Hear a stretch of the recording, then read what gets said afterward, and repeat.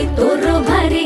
दिसते भारी गणपतीची स्वारी अन आला धादिस मामाच्या घरी मालवण चिपळूण सावंतवाडी माझ्या कोकण गावांचो दिमाग भारी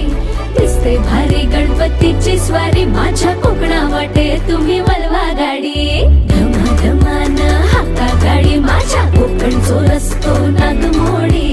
कारी नये